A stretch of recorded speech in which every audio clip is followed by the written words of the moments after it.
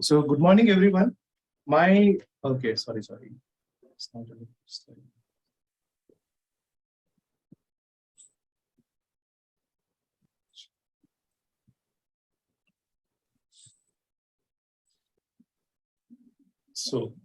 Sorry for the interruption. Good morning, everyone. My presentation is about the slave trade, which is very less known to the academic world. This slave trade happened between East Africa and Western India. I'm giving also emphasis on the nature of this slave trade. There was some changes that happened to the demand. Hello.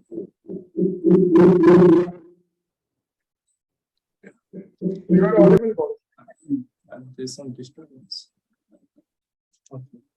So there's a change in demand also in this that have included in the study. So the contents would include the interaction between first we'll be looking at the interaction between East Africa and Western India, and also the slave trade in brief, and also the elements of the trade and socio-political changes that's happening in Western India and its effect on the changes of the demand and treatment of slaves and their condition in India, and also who are Siddhis and what do they have to do with this slave trade. So interaction between East Africa and Western India dates back to the beginning of Common Era, that is during the Indo-Roman trade. The ports such as Adalis and Berenike, of course in Egypt, were used as an entry ports for the goods that was coming from India to be taken to the Rome. During that time, there was also interaction with the Horn of Africa. So during that time, Abyssinia was ruled by Aksum dynasty, which had a very close relationship with the Western Indian kingdoms such as Kushanas, Western Kshatrapas, and Satavahanas. And these were the ports in Western India, such as the Baruch or Barigaza, as mentioned by Pliny and others. And there were also the medieval ports such as Kalyan, Chaul, and Goa, Mangalore, etc., which were involved in the slave trade. In the African counterpart, we get to know this is the Abyssinian region, which is spread across the Rift Valley in Ethiopia and Eritrea, very well known for the hominin fossils. And these were the ports. So Massawa and Zanzibar, Berbera, and Mogadishu, these were the ports which were catering needs of this trade. So the slave trade, the trans-Indian Oceans or Arabian Sea slave trade is pretty different from the transatlantic slave trade we all know about in many ways actually. So who were these Abyssinians actually? The Abyssinians are the people who were brought from Abyssinia. Abyssinia in Arabic is Al-Habesha, or Semitic is Abesha. The region in Ethiopia and Eritrea, the highlands of Ethiopia and Eritrea. So these were the people, this was the region where the slaves were brought from. So what was the demand? Like, how was the demand in India? So there was the demand, very high demand for the slaves in India, from being for the security purpose to labor purpose or as a sex slave or many other purposes. So we'll look into it in very detail in further slides. So who, how, and to whom? So I've briefly divided the stages of the process in the trade into 4 stages. So acquiring slaves, marketplace and auction, export and traders, and customers and consumers. So acquiring slaves, there are 3 means of acquiring slaves. One is very commonly known even in that transatlantic slave trade, that is the raid. Any tribe or any group of people who raid on other ethnic group or any tribe to capture them and sell them as slaves. Other is the war. Any two kingdoms in the region going into war, and the losing kingdom soldiers were sold as slaves. And there's this punitive expeditions as well. There are records in English archives that punitive expeditions were carried on by the Christian emperor of Ethiopian Empire to capture and enslave pagans in the kingdom. So what happened after that? So these slaves were brought into the port cities of Eastern Africa, such as Zanzibar, Berbera, and were sold to the merchants. And merchants in chain sold it to the traders coming from Arabia, Somalia, and India. So these traders took them to the Middle East, India, and even Far East. So this trade was even joined by Europeans such as Portuguese, Dutch, French, and English in the later 16th or 17th centuries. So who were the customers or consumers? Sultans or Sultanate, royals, nobles, moneylenders. These were the important consumers for the slaves from India, from the Africa, for the purposes such as army and bodyguards and as a loan sharks, etc. And the Indian ports which catered these needs were the Chaul, Kalyan, Goa, Mangalore, etc. So prices. What were the prices set for these slaves? So in earlier, like in the starting of the trade, that was around the 13th, 14th century, majorly the Indian spices, timber, silk, and other Indian products were exchanged for the slaves. So this gradually in the modern period changed into the exchange for the guns and ammunitions, and even the Spanish dollars came into circulation. So there are changes in era which are very important to understand how the demands changed over the time. So in early interaction, we don't know much about how and what purpose, what actual purpose that slaves were brought into India, that is during the early Roman trade period.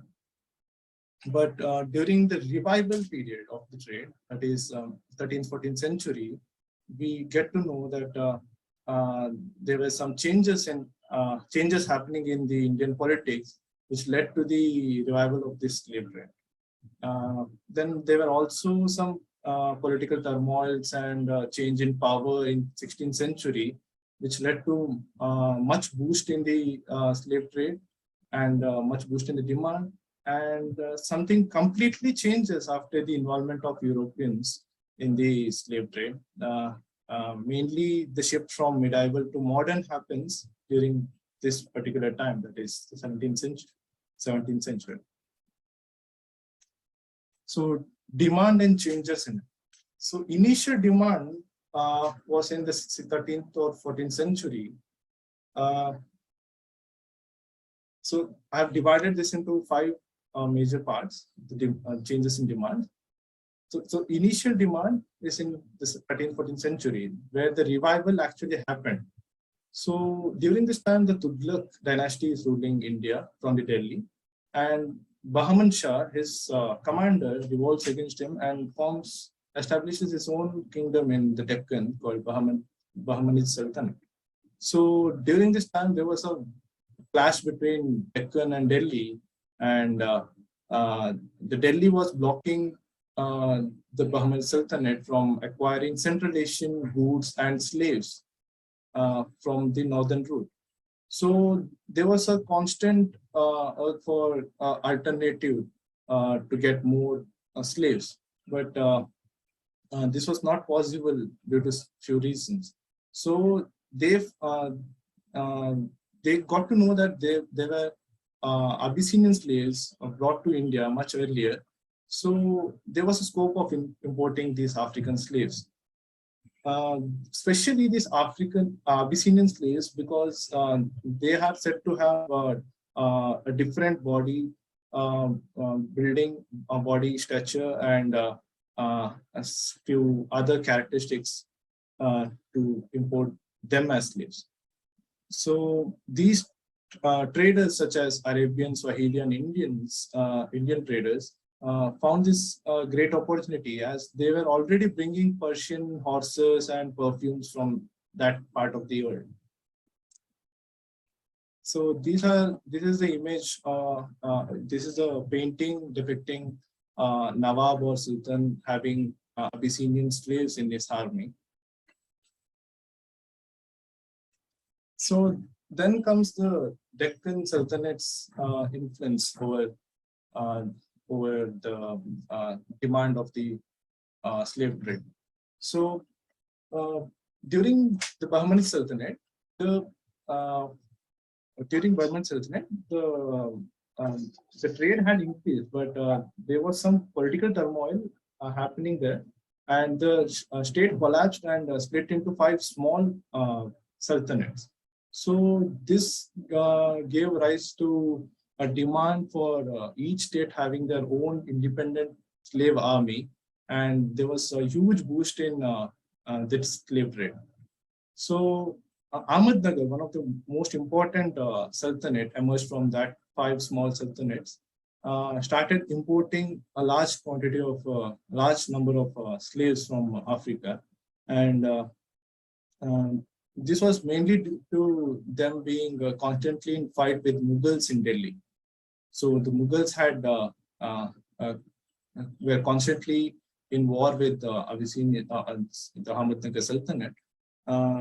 So during this time, there were large standing armies of Abyssinians in Ahmednagar Sultanate, and there was some freedom also. There was some evidence of freedom to them, for them to easily climb the positions from being a foot soldier to Gaurish, you have 3 more minutes. Please do wrap up. Okay. Okay. So Abang Khan and Malik Amber were the very notable persons who rose to very high ranks in the armies of Ahmednagar. So then there was the entry of European traders such as Portuguese in 16th century, who tried to monopolize the trade for over a century and became prime suppliers for the whole 16th century. Then there was a great change in demand actually. During 17th century, we know that there was change in technology of warfare. So guns instead of muscles. There was more of guns than the large standing army needed to fight a war. So this changed the concept of having a large army and strong army to having guns. So there was less need for Abyssinian slaves as a army, as a foot soldiers than to be a labor. So there was a great need for labor in this purpose. So after 1793, there was a ban in slave trade by the British Parliament. So this gave rise to another type of slave trade, that is the sex slaves. So after this, till 1947, this slaves were illegally brought into India for the harems of Indian states. So then comes the treatment of slaves. So this was completely different from the transatlantic slave trade. There was some kind of freedom to the slave after the death of his master. Actually, they were free. and even inherited, in some cases, inherited his wealth. And in some instances, they could climb the military ranks and even become prime ministers of the state. And this was mainly due to the Janissary type of arm in militia, in the Islamic militia. They could easily climb the positions. So there are many notable Abyssinian slaves such as Malik Amber, Jamaluddin Yaqub, and Aban Khan, who rose to very prominent positions in the state. So Abyssinians and Siddhis. I believe that this Siddhi community, which is presently in India, is Gaurish, your time is up. Please to wrap up quickly. Okay, so these are the Abyssinian slaves' descendants, but the problem here is the name has completely changed. So Siddhi is used from 16th, 17th centuries after the declining usage of Habshi as a word. So the Siddhis have from the interviews, I've got to know that they have stories that they are the escapees from the Portuguese in Goa, and they are brought from Africa, and they have even cultural traces such as Damal or Damam dances, which trace their origin back to Goma dance of Africa. So we can easily connect them to the African origin. So my concluding remarks are that the interaction between Africa and India happened from, we have a clear cut evidence of interaction, and one of that means the slave trade. So there was a great demand for the slaves in India during the medieval times, and Siddhis are the descendants of the slaves, and there are thousands of slaves coming to India, hundreds of thousands coming to India, but presently the community is just 100,000 or below. So there are possibilities of them being eunuch or restricted from having wife or children. So that's how I conclude. Thank you.